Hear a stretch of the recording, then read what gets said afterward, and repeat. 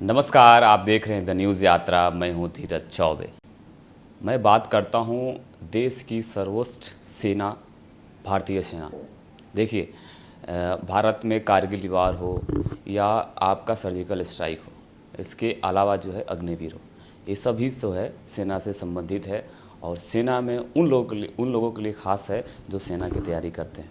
मेरे साथ पूर्वांचल के बहुत ही प्रतिष्ठित संस्थान द इंडस रेंजर के डायरेक्टर और पूर्व सेना के ट्रेनिंग ऑफिसर इस वक्त अमरीश पांडे जी जुड़ चुके हैं और आपसे बताएंगे सेना के संबंधित सारे सवाल और जवाब। देखते रहिए। बहुत बहुत स्वागत है सर आपका। Thank you Dheeraj for inviting me. बताएं सर, मेरा सवाल इस वक्त आपसे इसलिए है क्योंकि आप सेना के ऑफिसर हैं। क्योंकि मेरी भी एक बचपन में इच्छा थी कि मैं सेना में जाऊं, देश का सेवा करूं, निस्वार्थ होकर, एकदम निडर होकर। तो मुझे ऐसा अवसर नहीं मिल पाया। उसके अलावा मैं इस वक्त मीडिया लाइन में हूँ, यानी जर्नलिज्म में हूँ। तो ये भी एक उसके तरह ही मेरा सिमिलर काम है। तो सवाल जवाब मेरी अब शुरू होती है आपसे कि आखिर पूर्वांचल के बच्चे जो होते हैं इतने ज़्यादातर सेना में क्यों मतलब दिलचस्पी लगाते हैं, क्या वजह है? देखिए, जो मेरा अनुभव है पिछले 18 साल से, स्पेशली पूर्वांचल के जो यूथ हैं उसको ट्रेनिंग देते हुए, मैंने ये जाना है कि पूर्वांचल के जो बच्चे हैं वो फिज़िकली बहुत अच्छे हैं, फिज़िकली बहुत उनका बिल्ट अच्छा है। और साथ में लंबे समय से आप देखें तो यहाँ तक कि ब्रिटिश टाइम से ही यहाँ पर युवाओं में सेना में जाने का क्रेज़ रहा है। इस पूरे इलाके में एंटरप्रेन्योरशिप या बिज़नेस करने का वो जोश नहीं है, या देश के लिए लड़ने का या यूनिफॉर्म पहनने का जो जोश है, वैसा जोश दूसरे किसी प्रोफेशन के लिए नहीं है। तो मुझे लगता है कि उसमें भी कैटेगरी है। अगर आप देखेंगे कि कुछ जो हैं जो कि बहुत ही रूरल एरियाज से आ रहे हैं, उनके अंदर जवान्स बनने का, जिनका इकोनॉमिक स्टेटस उतना अच्छा नहीं है वो, और जिनका शिक्षा दीक्षा वैसी नहीं है, वो जवान्स के लिए ज़्यादा ट्रेनिंग मतलब करना पसंद करते हैं। और जो लोग अर्बन एरिया से हैं या सेमी अर्बन एरिया से हैं, जिनका एजुकेशन अच्छा है, बैकग्राउंड अच्छा है, जो कॉन्फिडेंट हैं, वो लोग ऑफिसर्स के लिए आगे आते हैं। तो मेरा ऐसा मानना है कि जो जोश पूर्वांचल के बच्चों में है यूनिफॉर्म को लेकर के, ट्रेनिंग को लेकर के, और जो ख़ास तौर पे जो उनकी शारीरिक दक्षता जो उनके अंदर है, वो शायद दूसरी कहीं जगह मुझे दिखाई नहीं देती। और यहाँ पे केवल एक नौकरी नहीं है, सेना एक नौकरी नहीं है, वे ऑफ लाइफ है।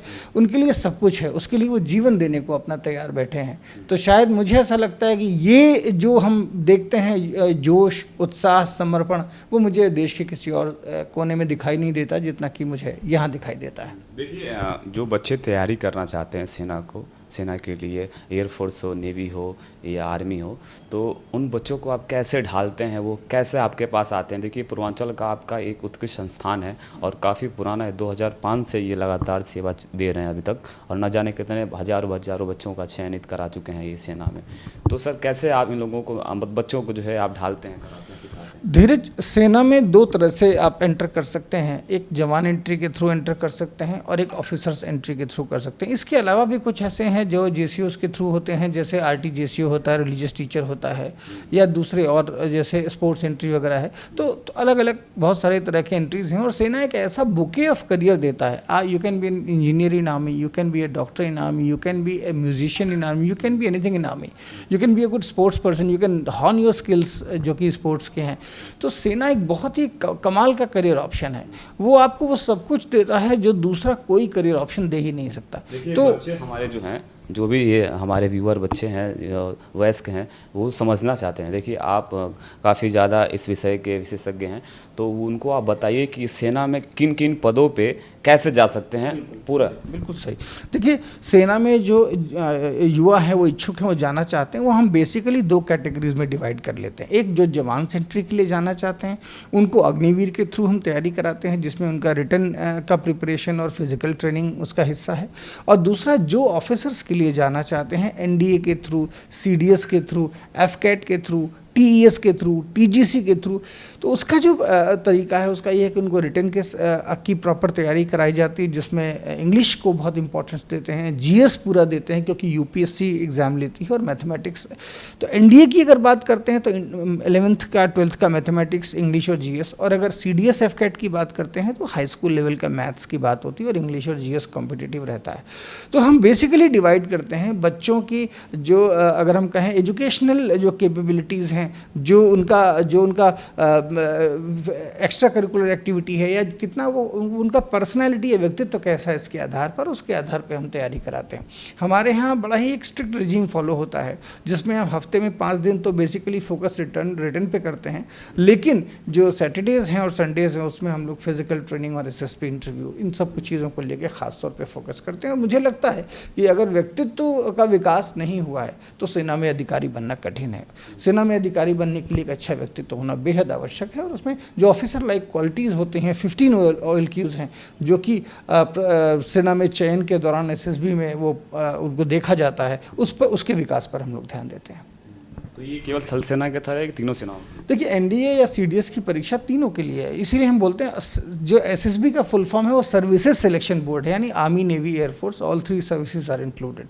तो तीनों के लिए एक ही एग्ज़ाम है, और NDA अगर कोई बच्चा सेलेक्ट होता है तो उसमें वो भी चाहे तो BA, BSc कंप्यूटर साइंस या BTech चारों चूज़ कर सकता है, एनीवन उसको चूज़ करके वो अपना आगे जा सकता है। मैं एक तरह से छोटे से क्लास 10th का बच्चा अभी पास हुआ है 10, और वो सेना में जाना चाहता है। मैं उसके मन का सवाल आपसे पूछ रहा हूँ कि मान के चलिए एक आर्ट से है, एक कॉमर्स से है और एक मैथ से है, तीनों की इच्छा है सेना में जाने का। विशेष रूप से आपको अप्रिशिएट करूंगा, आपने बहुत ही कमाल का सवाल पूछा है जो कि युवाओं के मन में हमेशा रहता है। देखिए, पहली बात तो क्या, सेना में स्ट्रीम बार नहीं है, यानी कि सेना में जाना है तो आप जो है आर्ट्स से हों, साइंस से हों, कॉमर्स से हों या किसी और उससे हों, आप जा सकते हैं।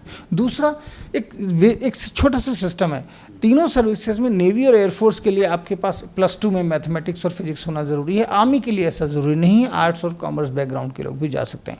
एक इम्पॉर्टेंट बात मैं जो सभी युवाओं से बताना चाहता हूँ कि 10वीं के बाद आपको सीरियस होना होगा, क्योंकि एक बात अच्छे से समझ लें कि फॉर्म भरने की बात अगर हम NDA की करते हैं तो 15.5 साल से 18.5 साल तक ही हम फॉर्म भर सकते हैं, यानी 18.5 के बाद फॉर्म नहीं भर सकते, क्योंकि जो नोटिफिकेशन आता है उसमें मेंशन्ड होता है कि 19.5 साल maximum age at the time of joining. तो हमारे पास 15.5 से फॉर्म भरना शुरू करते हैं। दूसरा, 11th पास अगर बच्चा है तो वो फॉर्म भर सकता है, यानी तैयारी हम 10वीं के जस्ट बाद शुरू करेंगे और एग्ज़ाम हम देंगे 11th के बाद। तो और कई बच्चे ये सोचते हैं हम 12th के बाद तैयारी शुरू करेंगे, तो उनका एज ओवर हो जाता है और फिर कुछ नहीं हो सकता। तो मेरी ये सलाह है कि अगर NDA की तैयारी करना चाहते हैं, अधिकारी बनना चाहते हैं, तो शायद इंडिया में इकलौता ऐसा सर्विस है जो 20 या 21 साल की उम्र में क्लास 1 कमीशन अधिकारी बनाता है। क्लास 1 एक कमीशन अधिकारी शायद इतनी कम उम्र में कोई और दूसरा जरिया नहीं है बनने का। तो मेरा ख्याल है कि बच्चे अगर सीरियस हों और 10वीं के बाद फोकस करें तो निश्चित रूप से उनका सिलेक्शन हो सकता है। परसेंटेज का क्या हो सकता है? परसेंटेज का कोई ताल्लुक नहीं होता है, कोई परसेंटेज बार नहीं होता है, कोई स्ट्रीम बार नहीं होता है। और जैसा कि मैंने आपसे बताया कि केवल नॉलेज या एजुकेशन ही इसका आधार नहीं है, आपका व्यक्तित्व बहुत इंपॉर्टेंट है, आपके समाज से आते हैं, आपकी पर्सनैलिटी कैसी है, आपकी कम्युनिकेशन स्किल्स कहती है। एक अधिकारी के तौर पे आपके जो सॉफ्ट स्किल्स हैं वो कहीं ज़्यादा मायने रखते हैं एक जवान के तौर पे अगर हम कंपेयर करें तो। मान लीजिए एक बच्चे का सवाल है कि सर मैं हाई स्कूल पास हो गया, 10 पास हो गया और 12 में मैं एडमिशन नहीं ले पाया, मतलब वो 10 तक ही पास है, 10 तक ही पढ़ा है, तो क्या वो सेना में जा सकता है? बिल्कुल जा सकता है, जवान के तौर पे जा सकता है। जैसे नेवी में भी MR एंट्री आप देखते हैं होती है, आर्मी में भी हाई स्कूल के बाद एंट्रीज होती हैं, जवान बच्चा जा सकता है। मगर मेरा हमेशा ये कहना है कि बच्चों को अपनी पढ़ाई ज़रूर पूरी करनी चाहिए, स्पेशली 12th। और मेरी एक और सलाह है कि मैं हर बच्चे को ये संदेश देता हूँ कि 12वीं तक मैथमेटिक्स ज़रूर लेना चाहिए, अगर उससे बहुत कोई विशेष दिक्कत नहीं है तो सेना में जाना है। जी, न केवल सेना में बल्कि जीवन के और क्षेत्रों में भी मैथमेटिक्स का है बहुत बड़ा रोल प्ले करता है, और उससे सारे दरवाजे जो है वो करियर के खुले रहते हैं। तो सेना में बच्चे जो है किस विषय को ज़्यादा ध्यान दे तो मतलब मुझे ऐसा लगता है मैथमेटिक्स जो है वो बहुत इंपॉर्टेंट है। अगर 900 नंबर का पेपर आता है अगर NDA का, तो 300 नंबर मैथमेटिक्स से होते हैं। तो अगर मैथमेटिक्स, इंग्लिश, इन दो को अच्छे से ध्यान दें, क्योंकि इंग्लिश भी 200 नंबर का होता है, तो बड़े आराम से निकाला जा सकता है। और NDA की परीक्षा बड़ी कमाल की परीक्षा है। पहली बात तो कोई किसी किस्म का रिजर्वेशन नहीं है, दूसरा ये है कि अन्य एग्ज़ाम्स की तुलना में कम बच्चे इसको अप्लाई करते हैं। तो मुझे लगता है कि शायद एनडीए आसानी से निकाला जा सकता है। आउट ऑफ 900 मार्क्स अगर कोई बच्चा 350 के आसपास मार्क्स सिक्योर कर रहा है तो आराम से एनडीए रिटर्न में एन है। और आगे एसएसबी के फॉर्म कब आता है? साल में 2 बार आता है। एक परीक्षा जो होती है अप्रैल में होती है और उसके लिए फॉर्म जो है वो जनवरी में आ जाता है, और दूसरी परीक्षा सितंबर में होती है जिसका फॉर्म मई में आ जाता है। तो साल में 2 बार एनडीए भी 2 बार होता है, सीडीएस भी 2 बार होता है। दोनों ही परीक्षाएं साल में 2 बार होती हैं, जिसे Union Public Service Commission of India organise करती है। और सीडीएस का क्या रोल है? जो बच्चे 11th-12th में नहीं ज्वाइन कर पाए, ग्रेजुएशन सेकेंड ईयर के बाद वो सीडीएस अप्लाई कर सकते हैं। अगर वो बीटेक वगैरह कोर्स कर रहे हैं या 4 साल का बीएससी कोर्स कर रहे हैं तो उन्हें 3rd ईयर के बाद करना होगा, और अगर नॉर्मल बीएससी बीए कर रहे हैं तो वो 2nd ईयर के बाद परीक्षा में बैठ सकते हैं, किसी भी स्ट्रीम के हों। एक सेना का जो जवान के लिए भी सर ने बताया, एनडीए के लिए भी सर ने बताया, सीडीएस के लिए बताया, जो छूट गया कुछ आप बताइए। देखिए, सेना में जाने के और भी रास्ते हैं, जैसा कि मैंने बताया, स्पोर्ट्स कोटा के थ्रू भी फौज भी जाते हैं लोग। इसके अलावा जो लोग शास्त्रीय आचार्य हैं वो आरटीजीसीओ, रिलीजियस टीचर जीसीओ के तौर पे भी जा सकते हैं। एजुकेशन हवलदार जो होते हैं फॉर्म आर्मी एजुकेशन कोर में, अगर कोई बच्चा एमएससी है या प्रॉपर मास्टर्स किए हुए, वो भी एजुकेशन हवलदार के तौर पे भी जा सकते हैं।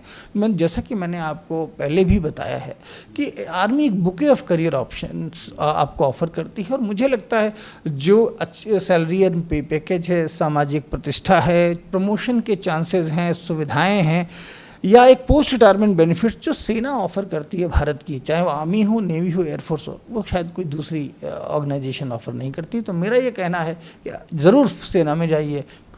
अगर आप कुछ समय सेना में बिताते हैं तो निश्चित रूप से वो आपको वो एक बेहतर ह्यूमन रिसोर्स के तौर पर डेवलप करने में हेल्प करेगा।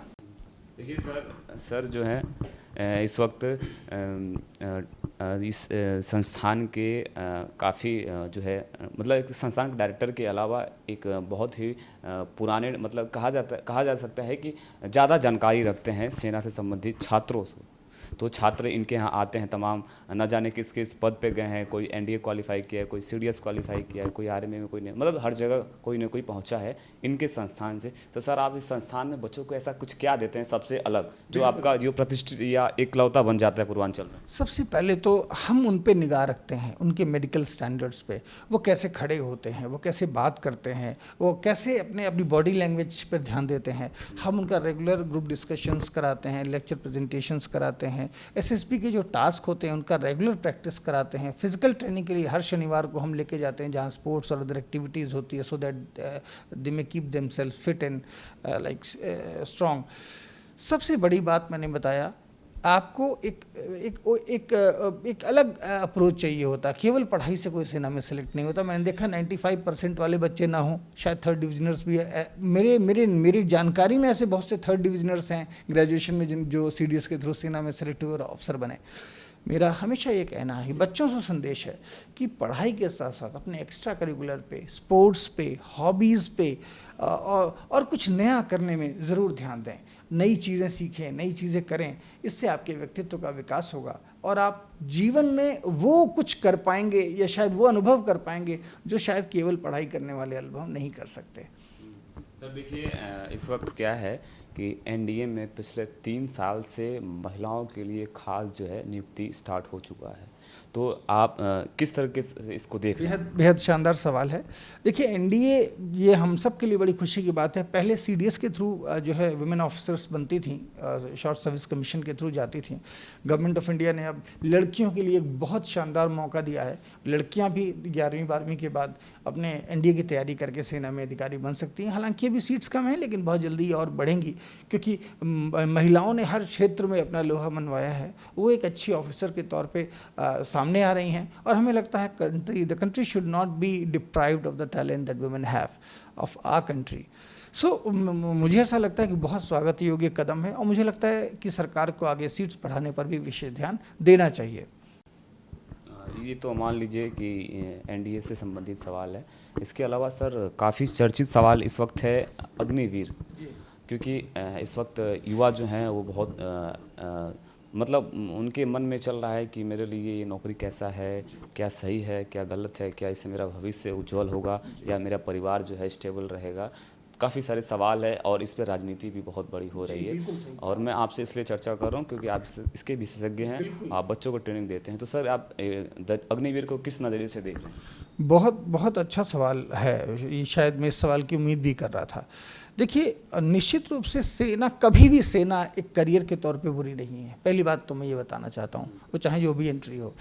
दूसरी बात ये है कि अग्निवीर जैसी योजना भले ही वो कितनी अच्छी क्यों ना हो, सरकार उसे कितना भी अच्छा क्यों ना बताए, लेकिन युवाओं में उसको लेकर बहुत गहरा असंतोष देखने को मिला है और वो लड़के निराश हैं। और जो सेना में जो सिपाही वर्ग के लिए बच्चों की संख्या होती थी वो बहुत कम हुई है। अब शायद हम गाँव में जाते हैं, कस्बों में देखते हैं, जहाँ बच्चे दौड़ लगाया करते थे, जहाँ बच्चे प्रैक्टिस, उनका डेफिनेटली वो दिखाई अब नहीं देते, वो जोश नहीं दिखाई देता। मुझे लगता है कि इसको और बेहतर तरीके से बताने की ज़रूरत है, बेहतर तरीके से सामने लाए जाने की ज़रूरत है। अगर आर्मी ने या सेना ने इसको इतने लंबे समय के शोध के बाद, विचार के बाद अगर वो लेके आई है तो इसमें निश्चित रूप से कुछ अच्छा ही होगा और अच्छा होगा। लेकिन मुझे लगता है कि इसके बारे में शायद बेहतर जानकारी का अभाव है, या अगर हो सकता है क्योंकि सेना, लोगों का जो भरोसा है वो पिछले जो सिस्टम था उस पर है, बहुत ज़्यादा है।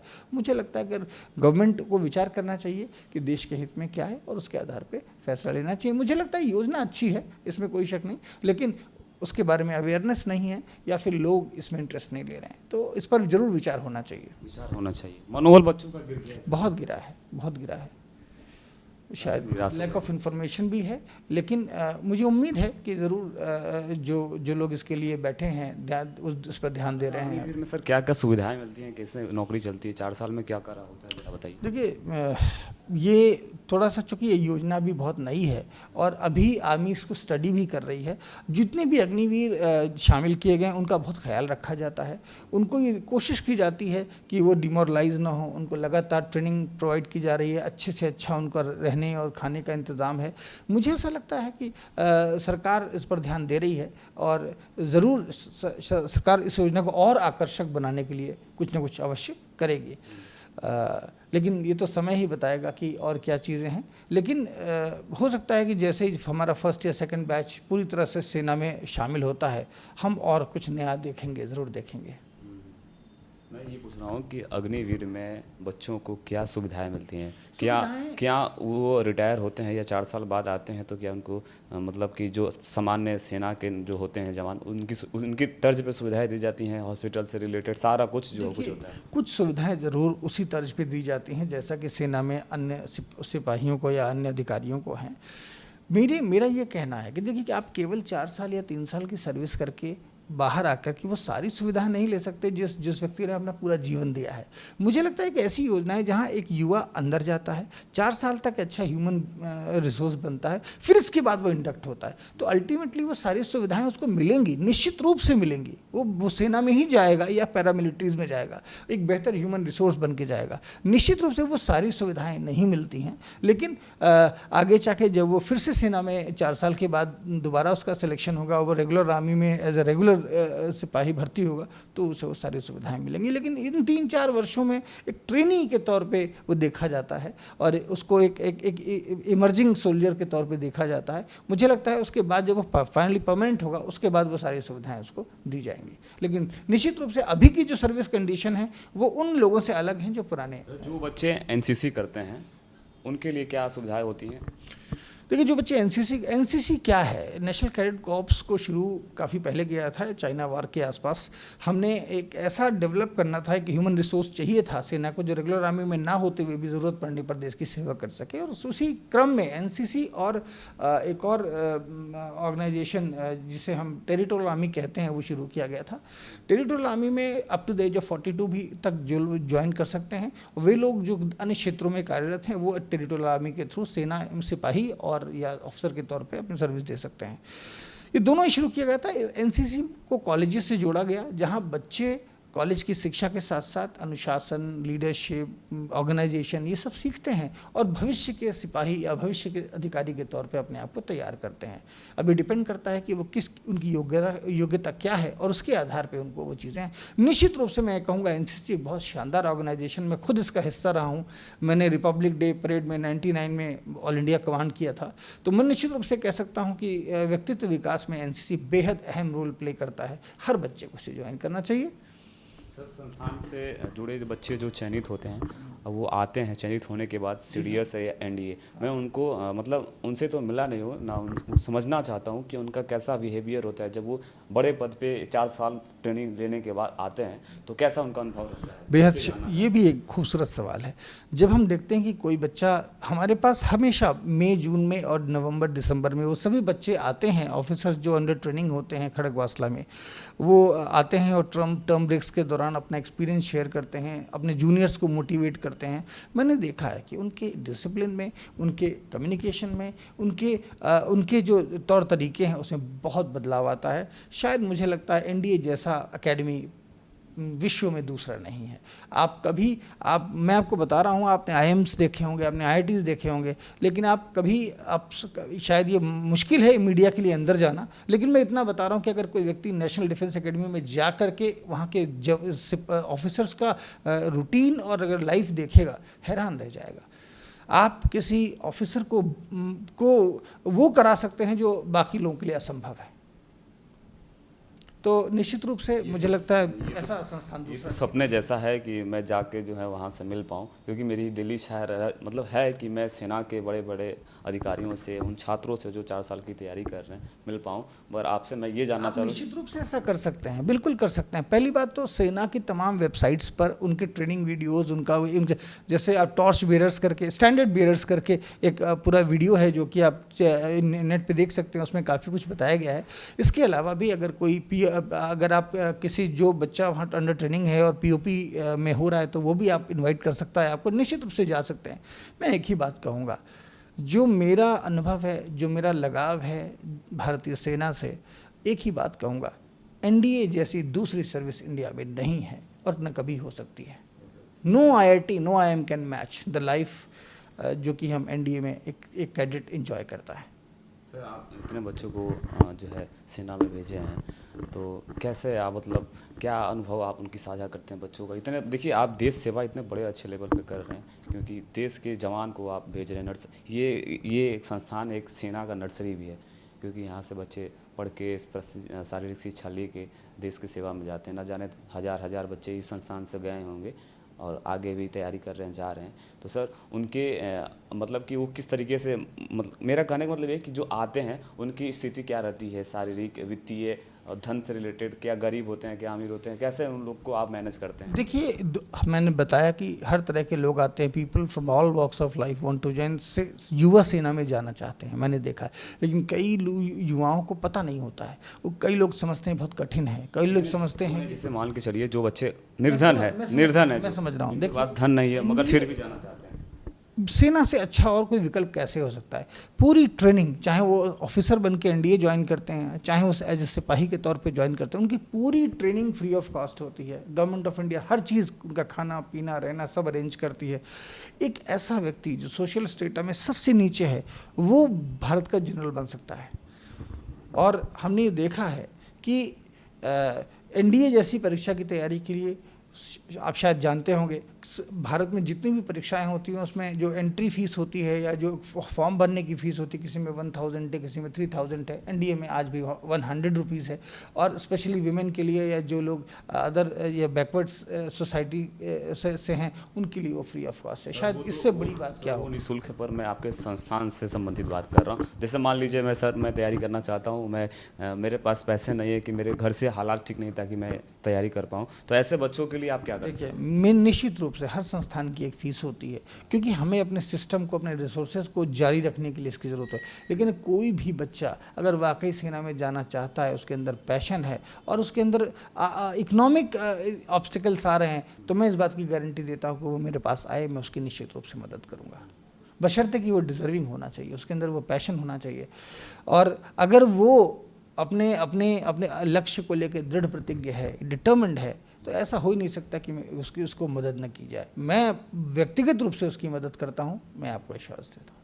सर आप इस तरह का अगर बोल रहे हैं तो बच्चे जो देख रहे हैं वो आपसे काफ़ी ज़्यादा प्रेरित होंगे और प्रेरित होते भी हैं, क्योंकि आप इतने बड़े संस्थान के जो है आप कार्यवाहक हैं।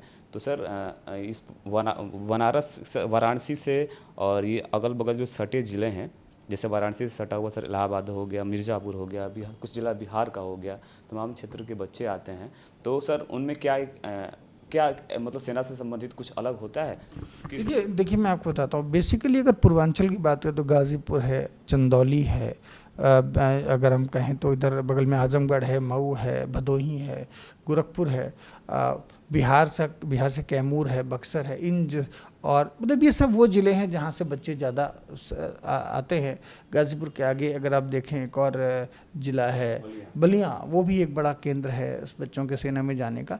लेकिन निश्चित रूप से अग्निवीर आने के बाद थोड़ा सा उनके मोटिवेशन में फ़र्क पड़ा है, बट ऑफिसर्स वाले कैडर में नहीं पड़ा है। इन बच्चों में जो बेसिक प्रॉब्लम अगर हम एक बात फेस करते हैं तो वो है लाइक कम्युनिकेशन स्किल्स और इंग्लिश। वो थोड़ा हमको ऐसा एक ऑब्स्टिकल है जिसे हमको दूर करने पर खास ध्यान देना पड़ता है। लेकिन इस एरिया के बच्चे फिज़िकली बहुत स्ट्रांग होते हैं, उनका जो जज्बा होता है, वो मोटिवेशन होता है, बहुत हाई होता है।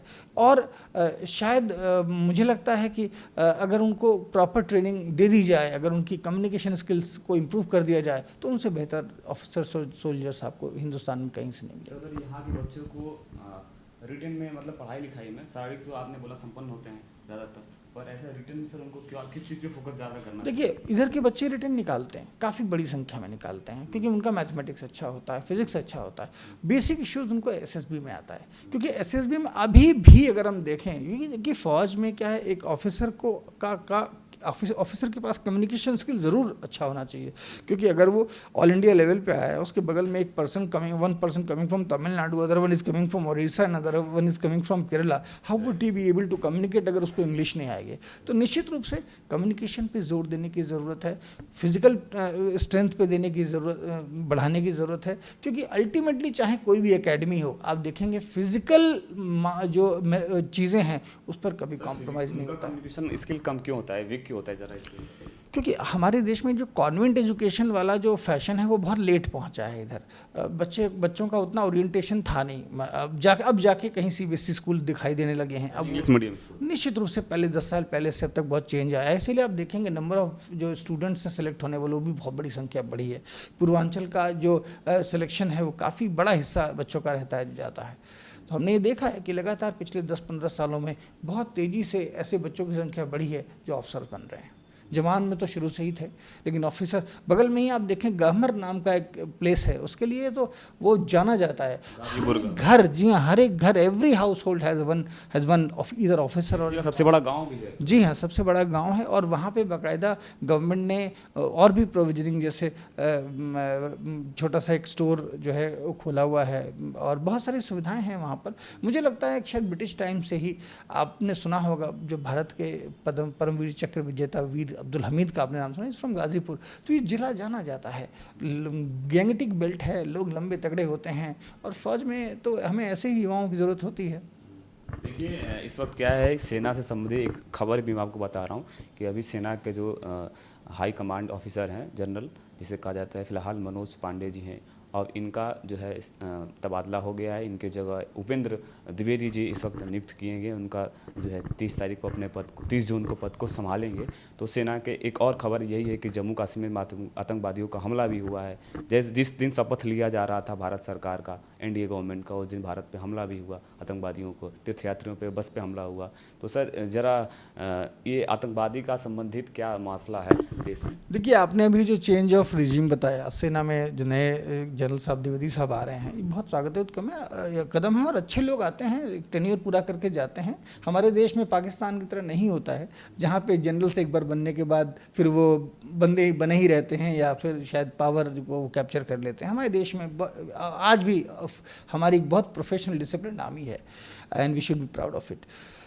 दूसरी बात जो आप बोल रहे हैं, आपको मैं याद दिला दूँ, पुलवामा का जब अटैक हुआ था तो हमने ऑलमोस्ट 100 घंटे के अंदर जो उसका मास्टरमाइंड था गाजी, उसको हमने मार गिराया था। तो army is there to take care of them. I assure you कि अगर उन्होंने अटैक किया है तो वो बचेंगे नहीं। वो हमारी सेना इसके लिए पूरी तरह केपेबल है और डिटर्मिन्ड है। उनको उनके किए का पछतावा होगा। सर आपसे बात करते करते मुझे भी लग रहा है कि मैं भी सेना का जवान हूँ। Thank you so much. लेकिन मैं ये ज़रूर कहूँगा कि भारत के हर व्यक्ति के मन में देश और सेना के प्रति इज्जत होनी चाहिए, क्योंकि शायद हम नहीं जानते कि हमारी सेना किन किन मुश्किलों से गुजरती है डे टू डे लाइफ में, जो शायद आप सोच भी नहीं सकते, या शायद आप 10 साल में एक बार आपने नहीं किया होगा, वो रोज़ करते हैं। फूट सोल्जरिंग 40-40 किलोमीटर की जम्मू एंड कश्मीर और हाई ऑल्टीट्यूड पे होता है। शायद एक आम आदमी के लिए तो वो मतलब वो सर्वाइव ही नहीं कर पाएगा। मेरा यही कहना है सभी देशवासियों से, जो लोग देख रहे हैं, सेना का सम्मान करिए और सैनिकों का सम्मान करिए। वो उसके लायक हैं, उसे डिज़र्व करते हैं। सर आखिरी शब्द क्या बोलना चाहेंगे जो व्यूवर देख रहे हैं? बस एक बात बोलना चाहते हैं कि सेना चुनिए। सेना से बेहतर करियर ऑप्शन आपके सामने नहीं है। मैं अपने अनुभव से कह सकता हूँ कि शायद जितना ह्यूमन रिसोर्स फौज अच्छे से डेवलप कर सकती है और आपको डिफरेंट आपको बहुत मौका मिलता है अपने आप को ग्रो करने का ऑर्गेनाइजेशन के साथ साथ, और अपने शौक़ हॉबीज़ उनको पूरा करने का, वो हमें किसी और एक वचन जरूर दीजिएगा द न्यूज़ यात्रा के जितने व्यूवर हैं और बच्चे जो यहाँ एडमिशन लेना चाहते हैं, उनके फीस में आप जरूर कटौती करें। ज़रूर करेंगे। अगर वो आते हैं तो निश्चित रूप से देखिए, सेना के लिए तैयारी के लिए जो व्यक्ति ये शुरू करता है, चलाता है, उसके मन में सेना के प्रति बड़ी रिस्पेक्ट होती है, तभी वो इस फील्ड में होता है। और निश्चित रूप से मैं बता रहा हूँ, जो भी युवा पैशनेट हैं, डिटर्मिन्ड हैं और वो आके ज्वाइन करना चाहते हैं, मेरे पास आएँ। मैं अश्योर कर रहा हूँ कि अपनी तरफ से I lend my full support. Sir अपना पता बता दीजिए और फ़ोन नंबर बता दीजिए जो व्यूवर देख रहे हैं। जी। आप बनारस में भीलूपुर इलाके में आकर के इंडस रेंजर्स ज्वाइन कर सकते हैं। आप गूगल पे सर्च कर सकते हैं इंडस रेंजर्स, और वहाँ मेरा कॉन्टैक्ट नंबर भी मिल जाएगा। वैसे मेरा कॉन्टैक्ट नंबर 9936404655 है, और अगर इस पर कोई जानकारी चाहिए, कुछ पूछना है, बिल्कुल फ़ोन कर सकते हैं बिना किसी हेजिटेशन के। आपको निश्चित रूप से कॉल बैक भी आएगा और आपको जवाब भी मिलेगा आपकी सवालों का। आप सभी के लिए मैं आज यहाँ पे आया हुआ था, क्योंकि मैं भी एक सेना का जवान समझता हूँ खुद को। उसी लेवल पे मैं देश की पत्रकारिता करता हूँ, इस वजह से मैं सर से मिलने आया था। काफ़ी अच्छे सर हैं, काफ़ी अच्छी इनकी संस्थान है, काफ़ी अच्छी इनकी शिक्षा है सभी सेना से संबंधित। आप लोग ज़रूर आइए, द न्यूज़ यात्रा देखते रहिए। बहुत बहुत शुक्रिया, धन्यवाद।